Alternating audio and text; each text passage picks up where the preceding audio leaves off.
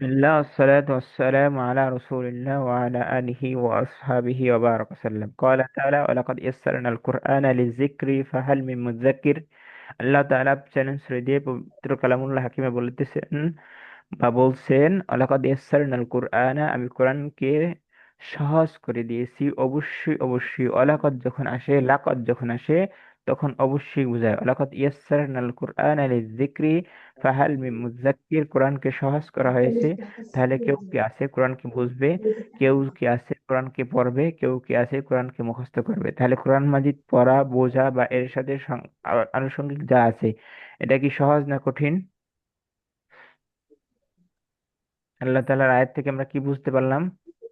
ওয়ালাকাদ ইয়াসসারনাল কুরআনা লিয-যিকরি ফাহাল মিন মুদ্দাক্কির, এর মানে কি? কোরআন কোরআনকে বোঝা কি বোঝার জন্য সহজ? সহজ করা কোরআনের হয়েছে। ব্যাকরণ কি সহজ না কঠিন? সহজ। সহজ। তো সহজ কার জন্য? যে পড়বে। আর যে পড়বে না, ক্লাস করবে না, যে শয়তানকে তার বন্ধু বানিয়ে নেবে, আল্লাহ তাআলা বলছে শয়তান হচ্ছে প্রকাশ্য শত্রু, যার জন্য শয়তান প্রকাশ্য বন্ধু হয়ে যাবে, তার জন্য কঠিন হবে। কঠিন হবে না তাদের জন্যই যারা শয়তানকে বন্ধু না ভেবে শত্রু ভাববে এবং নিজের সাথে সবসময় সার্বক্ষণিক একটা শত্রুতা আমি থাকবে। শয়তান কয়েক ধরনের হয়, নফস আম্মারাটাও একটা শয়তান, অর্থাৎ নিজের আত্মাটা একটা শয়তানের অংশ। তো আজকে মন চাচ্ছে না, ক্লাসে যুক্ত হচ্ছি না, কালকে মন চাবে হবে, এটা একটা শয়তানের ধোঁকা। কুল আউযু বিন কুল আউযু বিরাব্বিন নাস, মালিকিন নাস, ইলাহিন নাস। কুল আউযু বিরাব্বিন নাস, তুমি বলো আমি মানুষ শয়তানের থেকে কি চাই? পানা চাই। পানা চায়। ওয়া কুল আউযু হ্যাঁ। বিরাব্বিন নাস, মালিকিন নাস, ইলাহিন নাস। তাহলে আমি কি? মিনাল জিন্নাতি ওয়ান নাস। মিনাল জিন্নাতি ওয়ান নাস কি? তাহলে জিন্নাত মানে কি? জিন শয়তান থেকে বানা চাই এবং মানুষ শয়তান থেকে বানা চাই। মিনাল জিন্নাতি ওয়ান নাস। ওয়ান্ডার্স। তাহলে মানুষ শয়তানকে, আপনি নিজেই আমি নিজেই, মানে হচ্ছে আমাদের মধ্যে একটা শয়তান বসবাস করে। এই শয়তানকে কি করা যাবে না? প্রশ্রয় দেয়া যাবে না।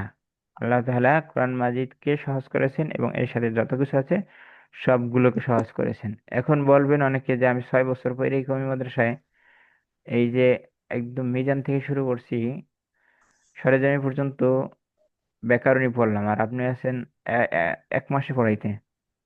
কেন পারেন নাই আর কেন পারবেন? আমরা এখানে যারা ক্লাসে যুক্ত হয়েছি তারা কি সবাই বাংলা ভাষার কারক, তারপরে কি কি আছে অন্য কারক, বিভক্তি, হাবিজাবি যেগুলো আছে এগুলো কি কি পারেন? হাত তুলেন তো দেখি।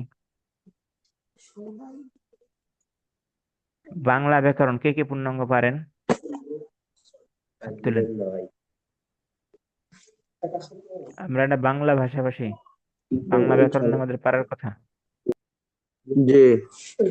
কে পারেন? হাত তুলেন। হাত তো তুলতে দেখতেছি না। পুরাপুরি বাংলা ব্যাকরণ হালকা পারি স্যার। হালকা পারেন না, পুরাপুরি পারেন কিনা? পুরাপুরি। জি না। তাহলে পুরাপুরি আমরা কেউই বাংলা ব্যাকরণ পারি না। যে বাংলায় পিএইচডি করতেছে তার কথা ভিন্ন, যে ব্যাকরণে পিএইচডি করতেছে তার কথা ভিন্ন।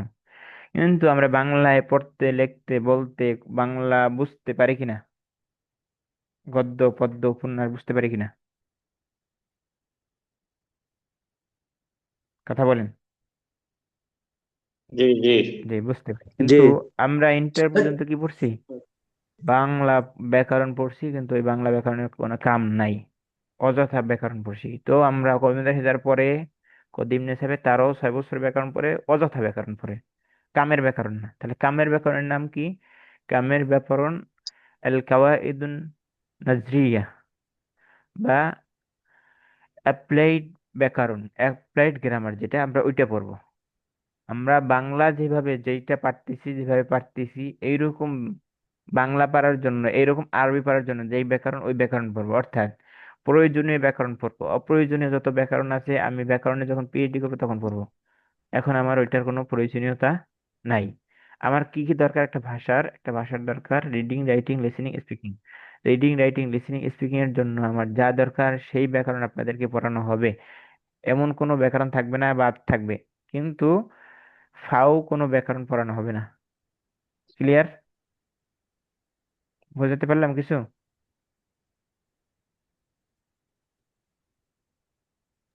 জি।